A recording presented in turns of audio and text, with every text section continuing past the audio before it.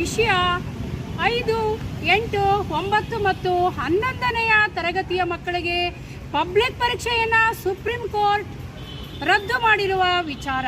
5, 8 ಮತ್ತು 9ನೆಯ ತರಗತಿಯ ಮಕ್ಕಳಿಗೆ ಪಬ್ಲಿಕ್ ಪರೀಕ್ಷೆಯನ್ನು ಮಾಡಬೇಕೋ ಬೇಡವೋ ಎಂಬ ವಿಚಾರದ ಬಗ್ಗೆ ಈಗಾಗಲೇ ನಮ್ಮ ಕರ್ನಾಟಕ ಹೈಕೋರ್ಟಿನ ಏಕಸದಸ್ಯ ಪೀಠ ಬೇಡ ಎನ್ನುವ ಒಂದು ತೀರ್ಮಾನವನ್ನು ಕೊಟ್ಟಿತ್ತು.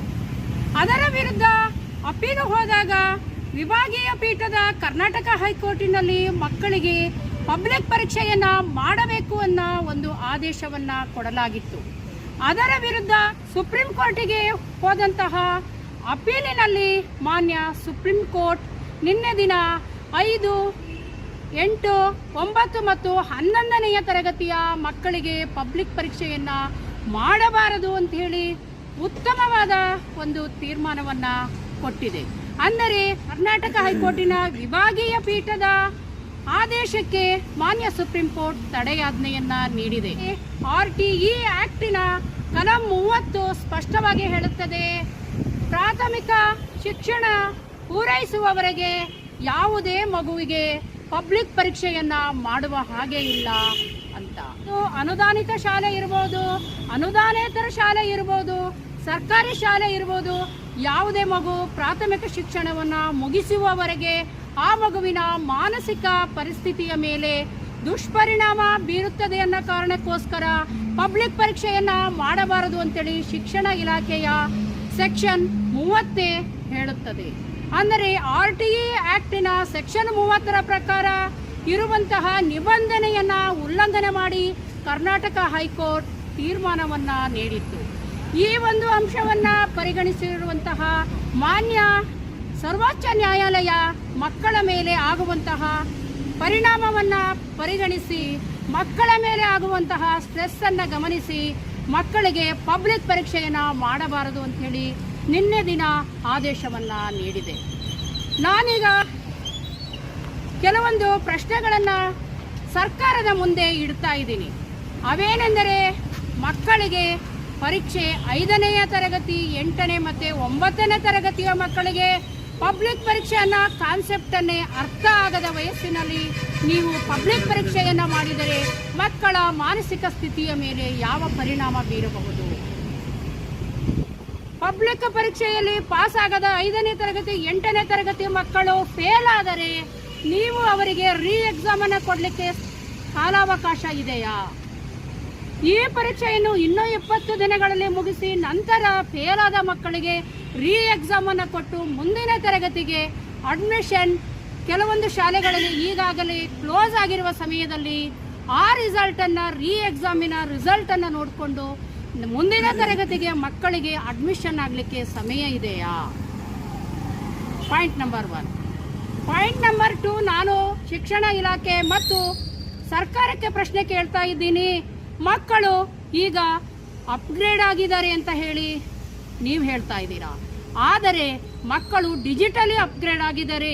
ಯಾಕೆಂದರೆ ಡಿಜಿಟಲ್ ಮೀಡಿಯಾದಿಂದ ಮಕ್ಕಳು ಈಗ ಬಳಸುತ್ತಿರುವಂತಹ ಟಿವಿಯಲ್ಲಿರ್ಬೋದು, ಲ್ಯಾಪ್ಟಾಪ್ ಇರ್ಬೋದು, GTP ಇರ್ಬೋದು, ಇಂತಹ ಕೆಲವೊಂದು ಆ್ಯಪ್ಗಳಿಂದ ಮಕ್ಕಳು ಮಾಹಿತಿಯಲ್ಲಿ ಅಪ್ಗ್ರೇಡ್ ಆಗಿದ್ದಾರೆ ವಿನಃ ಅವರ ಮಾನಸಿಕ ಸ್ಥಿತಿಯಲ್ಲಿ ಖಂಡಿತವಾಗ್ಲೂ ಅವರು ಅಪ್ಗ್ರೇಡ್ ಆಗಿಲ್ಲ. ಫಾರ್ ಎಕ್ಸಾಂಪಲ್, ಮಕ್ಕಳು ಅಪ್ಗ್ರೇಡ್ ಆಗಿದ್ದಾರೆ, ಮಕ್ಕಳು ಪಬ್ಲಿಕ್ ಪರೀಕ್ಷೆಯನ್ನು ಎದುರಿಸಲಿಕ್ಕೆ ಸಾಮರ್ಥ್ಯ ಇದೆ ಅನ್ನೋದು ನಿಮ್ಮ ವಾದ ಆದರೆ ಮಕ್ಕಳ ಕೈಯಲ್ಲಿ 2 ಕೊಡ ತುಂಬಿದ ಬಿಂದಿಗೆಯ ನೀರನ್ನು ಹಿಡಿದು 50 ಹೆಜ್ಜೆಯನ್ನು ನಡೆಸಿ ಮಕ್ಕಳು ದೈಹಿಕವಾಗಿ ಸಮರ್ಥರಾಗಿದ್ದಾರಾ ಅನ್ನೋದನ್ನು ನೀವು ಪರೀಕ್ಷೆ ಮಾಡಿ.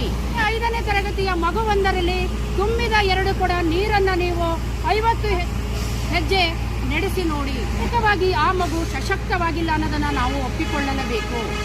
ದೈಹಿಕ ಬೆಳವಣಿಗೆ ಮತ್ತು ಮಾನಸಿಕ ಬೆಳವಣಿಗೆ ಎರಡಕ್ಕೂ ಒಂದಕ್ಕೊಂದು ಸಂಬಂಧ ಇರೋದರಿಂದ ಮಗುವಿನಲ್ಲಿ ಮಾನಸಿಕವಾಗಿಯೂ ಸಹ ಬೆಳವಣಿಗೆ ಕುಂಠಿತ ಇದೆ ಅನ್ನೋದನ್ನು ನಾವು ಒಪ್ಪಿಕೊಳ್ಳಲೇಬೇಕು. ಅಲ್ಲದೆ ಇಷ್ಟು ದಿನ ಪಬ್ಲಿಕ್ ಪರೀಕ್ಷೆ ಅಂತ ತಯಾರಿ ನಡೆಸಿದಂತಹ ಮಗುವಿಗೆ ದಿಢೀರಾಗಿ ಈಗ ಕ್ವಶನ್ ಪೇಪರ್ ಪ್ಯಾಟರ್ನ್ ಚೇಂಜ್ ಆಗಿರೋದ್ರಿಂದ ಮಗು ಖಂಡಿತವಾಗಲೂ ಆತಂಕಕ್ಕೆ ಒಳಗಾಗೋದಿಲ್ಲವೇ? ನೋಡಿ, ಸಾವಿರಾರು ಮಕ್ಕಳಿಗೆ ಇಂತಹ ದಿಢೀರ್ ಬದಲಾವಣೆಗಳಿಂದ ಅವರಿಗೆ ಮಾನಸಿಕ ಖಿನ್ನತೆಗೆ ಒಳಗಾಗಿ ಅವರಿಗೆ ಕೌನ್ಸಿಲಿಂಗ್ ಅವಶ್ಯಕತೆ ಇದೆ ಅನ್ನುವುದು ಕೆಲವೊಂದು ಮಾನಸಿಕ ತಜ್ಞರ ಅಭಿಪ್ರಾಯ ಕೂಡ ಆಗಿದೆ. ಹಾಗಾದರೆ ಸರ್ಕಾರ ಮತ್ತು ಖಾಸಗಿ ಶಿಕ್ಷಣ ಸಂಸ್ಥೆಗಳ ನಡುವಿನ ಗುದ್ದಾಟದಲ್ಲಿ ಮಕ್ಕಳು ಬಲಿಯಾಗ್ತಾ ಇದ್ದಾರೆ ಅನ್ನೋ ವಾದವನ್ನು ನೀವು ಒಪ್ಪಲೇಬೇಕು.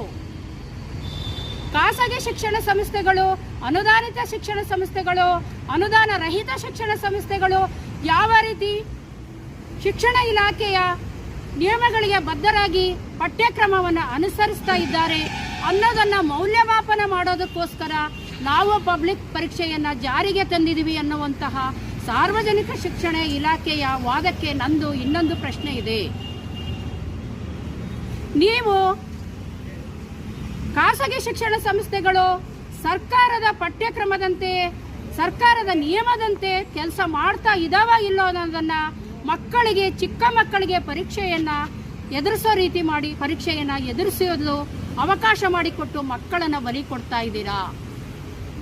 ಈ ಒಂದು ವ್ಯವಸ್ಥೆಯಿಂದ ಮಕ್ಕಳ ಮೇಲಾಗಿರುವಂತಹ ಮಾನಸಿಕ ಬದಲಾವಣೆಗೆ, ಮಾನಸಿಕ ಖಿನ್ನತೆಗೆ, ಮಾನಸಿಕ ಸ್ಟ್ರೆಸ್ಸಿಗೆ ಯಾರು ಪರಿಹಾರವನ್ನು ಕೊಡುತ್ತಾರೆ? ನಾನು ಒಬ್ಬಳು ಪೋಷಕರಾಗಿ ನಾನು ಈ ವಿಡಿಯೋದ ಮೂಲಕ ಕೇಳ್ಕೊಳ್ಳೋದು ಏನೆಂದರೆ, ಶಿಕ್ಷಣ ಇಲಾಖೆ ಒಂದು ಕಾನೂನನ್ನು, ಒಂದು ನಿಯಮವನ್ನು ತರುವ ಮೊದಲು ಅದಕ್ಕೆ ಪೂರ್ವ ತಯಾರಿಯನ್ನು ಮಾಡಿಕೊಳ್ಳಬೇಕಾಗುತ್ತದೆ. ಶಿಕ್ಷಣ ಇಲಾಖೆಯಲ್ಲಿ ಗುರುತರವಾದ ಬದಲಾವಣೆಯನ್ನು ತರುವಾಗ ಅದರಿಂದ ಮಕ್ಕಳ ಮೇಲೆ ಯಾವ ಪರಿಣಾಮ ಬೀರುತ್ತದೆ, ಶಿಕ್ಷಣ ವ್ಯವಸ್ಥೆಯ ಮೇಲೆ ಯಾವ ಪರಿಣಾಮ ಬೀರುತ್ತದೆ, ಹಾಗೆ ಪೋಷಕರ ಮೇಲೆ, ಟೀಚರ್ಸ್ಗಳ ಮೇಲೆ ಯಾವ ಪರಿಣಾಮವನ್ನು ಬೀರುತ್ತದೆ, ಹೊಸ ವ್ಯವಸ್ಥೆಗೆ ಅವರು ಹೇಗೆ ಅದನ್ನು ಅಕ್ಸೆಪ್ಟ್ ಮಾಡಿಕೊಳ್ತಾರೆ, ಹೊಸ ಬದಲಾವಣೆಗೆ ತಕ್ಷಣ ಸ್ಪಂದಿಸುವಂಥ ತಯಾರಿ ಮಕ್ಕಳಲ್ಲಿ ಇರುತ್ತದೆಯಾ, ಟೀಚರ್ಗಳಲ್ಲಿ ಇರುತ್ತದೆಯಾ, ಪೋಷಕರಲ್ಲಿ, ಮಕ್ಕಳನ್ನು ತಯಾರಿ ಮಾಡುವ ಪೋಷಕರಲ್ಲಿ ಆ ಒಂದು ಮಾನಸಿಕ ಬದಲಾವಣೆಗೆ ಸ್ಪಂದಿಸುವಂತಹ ಮಾನಸಿಕ ಸಿದ್ಧತೆಗಳು, ದಿಢೀರ್ ಬದಲಾವಣೆಗೆ ಸ್ಪಂದಿಸುವ ಸಾಧ್ಯತೆ ಇದೆಯಾ ಅನ್ನೋದನ್ನು ಗಮನದಲ್ಲಿ ಇಟ್ಟುಕೊಂಡು ಹೊಸ ವ್ಯವಸ್ಥೆಯನ್ನು ತರಬೇಕಾಗಿದ್ದು ಸರ್ಕಾರ ಮತ್ತು ಶಿಕ್ಷಣ ವ್ಯವಸ್ಥೆಯ ಕೆಲಸ. ಶಿಕ್ಷಣ ಇಲಾಖೆಯ ಕಲಂ 22 ಪರೀಕ್ಷೆಗಳನ್ನು ನಡೆಸುವ ವಿಚಾರದಲ್ಲಿ ಏನಾದರೂ ಬದಲಾವಣೆಗಳನ್ನು ಮಾಡಬೇಕು ಅಂದರೆ ಮೊದಲು ಶಿಕ್ಷಣ ಇಲಾಖೆಯವರು ಒಂದು ರೂಪುರೇಷೆಯನ್ನು ರೆಡಿ ಮಾಡಬೇಕು. ರೂಪುರೇಷೆಯನ್ನು ರೆಡಿ ಮಾಡಿದ ನಂತರ ಆ ಒಂದು ಕರಡು ಶಾಸಕಾಂಗದಲ್ಲಿ ಅನುಮೋದನೆಗೊಳ್ಳಬೇಕು. ಶಾಸಕಾಂಗದಲ್ಲಿ ಅನುಮೋದನೆಗೊಂಡ ನಂತರ ಅಷ್ಟೇ ಅದು ಜಾರಿಗೆ ಬರಬೇಕು. ಆದರೆ ಈ ಪ್ರಕರಣದಲ್ಲಿ ಶಾಸಕಾಂಗದಲ್ಲಿ ಈ ವಿಷಯದ ಬಗ್ಗೆ ಚರ್ಚೆ ಕೂಡ ಆಗಿಲ್ಲ. ಏಕಾಏಕಿಯಾಗಿ ಸರ್ಕ್ಯುಲರನ್ನು ಹೊರಡಿಸಿ ಮಕ್ಕಳಿಗೆ ಪಬ್ಲಿಕ್ ಪರೀಕ್ಷೆಯನ್ನು ಮಾಡ್ತಾ ಇರೋದ್ರಿಂದ ಮಕ್ಕಳ ಮೇಲೆ, ಮಾನಸಿಕ ಸ್ಥಿತಿಯ ಮೇಲೆ ಭಯ ಮತ್ತು ಮಾನಸಿಕ ಕಂಪನಗಳು ಉಂಟಾಗಿರೋದಂತೂ ಖಂಡಿತವಾಗಿದೆ.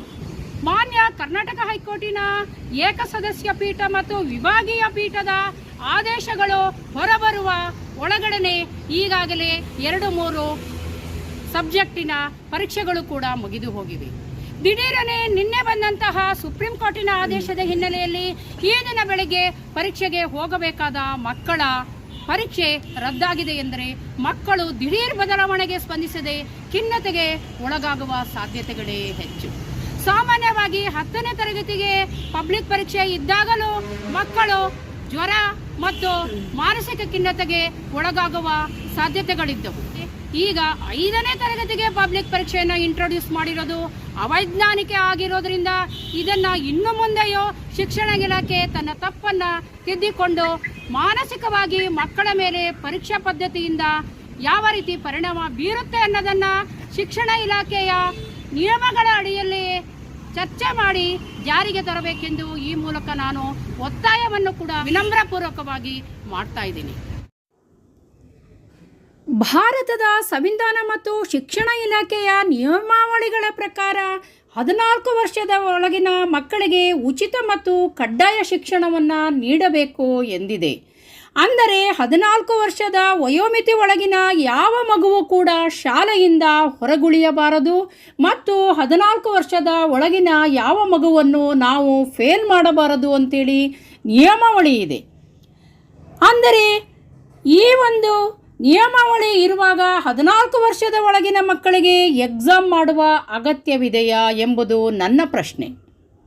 ಹಾಗೆಯೇ ಮಕ್ಕಳು ಈ ಎಕ್ಸಾಮಲ್ಲಿ ಅತಿ ಕಡಿಮೆ ಮಾರ್ಕ್ಸನ್ನು ತಗೊಂಡ್ರೆ, ಅಂದರೆ ಅವರು ಫೇಲ್ ಆದರೆ ಮುಂದಿನ ತರಗತಿಗೆ ನೀವು ಅಡ್ಮಿಷನ್ನ ಕೊಡೋದಿಲ್ವಾ ಅಂತ, ಅಥವಾ ರೀ ಎಕ್ಸಾಮನ್ನು ಕೊಡ್ತೀರಾ? ರೀ ಎಕ್ಸಾಮ್ನಲ್ಲೂ ಕಡಿಮೆ ಮಾರ್ಕ್ಸನ್ನು ತಗೊಂಡ್ರೆ ಅಂತಹ ಮಕ್ಕಳ ಶೈಕ್ಷಣಿಕ ಭವಿಷ್ಯದ ಕತೆ ಏನು ಎಂಬುದು ಇನ್ನೊಂದು ಪ್ರಶ್ನೆ.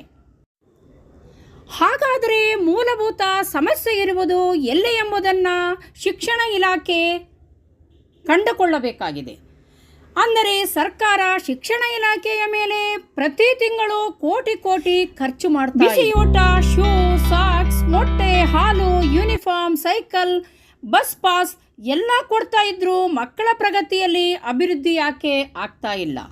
ಕ್ವಾಲಿಟಿ ಎಜುಕೇಷನ್ ಕೊಡಲು ಸರ್ಕಾರ ಕೋಟಿ ಸುರಿದ್ರೂ ಸಹ ವರ್ಷದಿಂದ ವರ್ಷಕ್ಕೆ ಶಾಲೆಗಳು ಯಾಕೆ ಮುಚ್ಚಿ ಹೋಗ್ತಾ ಇದ್ದಾವೆ?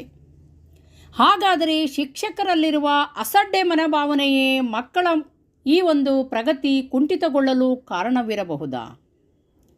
ನಾನು ಸರ್ಕಾರದ ಈ ಒಂದು ಬೋರ್ಡ್ ಎಕ್ಸಾಮಿನ ಕ್ರಮವನ್ನು ಸಂಪೂರ್ಣವಾಗಿ ವಿರೋಧಿಸ್ತಾ ಇಲ್ಲ. ಯಾಕೆಂದರೆ ಕೋಟಿ ಶಿಕ್ಷಣ ಇಲಾಖೆಯ ಮೇಲೆ ಸುರಿಯುತ್ತಿರುವಂತಹ ಸರ್ಕಾರಕ್ಕೆ ಒಂದು ಔಟ್ಪುಟ್ ಬೇಕಾಗಿದೆ. ಅಂದರೆ ಇಷ್ಟೊಂದು ಕೋಟಿಗಟ್ಟಲೆ ಸುರಿದ್ರೂ ಸಹ ಮಕ್ಕಳಲ್ಲಿ ಯಾಕೆ ಪ್ರಗತಿ ಕಾಣಿಸ್ತಾ ಇಲ್ಲ ಅನ್ನೋದು ಶಿಕ್ಷಣ ಇಲಾಖೆಯ ಯಕ್ಷ ಪ್ರಶ್ನೆ ಆಗಿದೆ. ಮೊದಲು ಸರ್ಕಾರ ಮಾಡಬೇಕಾಗಿದೆ. ಸರ್ಕಾರ ಮೊದಲು ಶಿಕ್ಷಕರನ್ನು ಮಾನಿಟರೈಸಿಂಗ್ ಮಾಡಬೇಕೇ ಹೊರತು ಚಿಕ್ಕ ಮಕ್ಕಳಿಗೆ ಬೋರ್ಡ್ ಎಕ್ಸಾಮ್ ಮಾಡಿ ಮಕ್ಕಳ ಪ್ರಗತಿಯನ್ನು ಪರೀಕ್ಷೆ ಮಾಡುವುದರಲ್ಲಿ ಮಕ್ಕಳಿಗೆ ಸ್ಟ್ರೆಸ್ ಆಗುತ್ತದೆಯೇ ಹೊರತು ಇದರಿಂದ ಸರ್ಕಾರಕ್ಕೇನೂ ಲಾಭ ಇಲ್ಲ. ಶಿಕ್ಷಣ ಇಲಾಖೆ ಶಿಕ್ಷಕರನ್ನು ಮಾನಿಟರೈಸಿಂಗ್ ಮಾಡಿ ಅವರಿಗೆ ಟಾರ್ಗೆಟನ್ನು ಕೊಡಬೇಕೇ ಹೊರತು ಚಿಕ್ಕ ಮಕ್ಕಳಿಗೆ ಪರೀಕ್ಷೆಯನ್ನು ಮಾಡಿದರೆ ಶಿಕ್ಷಣ ಇಲಾಖೆಯ ನಿಯಮಾವಳಿಗಳನ್ನೇ ಇಲಾಖೆಯೇ ಸ್ವತಃ ಗಾಳಿಗೆ ತೂರಿದಂತಾಗುತ್ತದೆ ಎಂಬುದು ನನ್ನ ಒಂದು ಅನಿಸಿಕೆಯಾಗಿದೆ. ನೀವು ಮೊದಲ ಬಾರಿಗೆ ಈ ಚಾನಲನ್ನು ನೋಡ್ತಾ ಇದ್ದರೆ ದಯವಿಟ್ಟು ಸಬ್ಸ್ಕ್ರೈಬ್ ಮಾಡ್ಕೊಳ್ಳಿ, ಎನ್ಕರೇಜ್ ಮಾಡಿ ಅಂತ ಕೇಳ್ಕೊಳ್ತಾ ಈ ಒಂದು ಎಪಿಸೋಡನ್ನು ಮುಗಿಸ್ತಾ ಇದ್ದೀನಿ. ನಮಸ್ಕಾರ.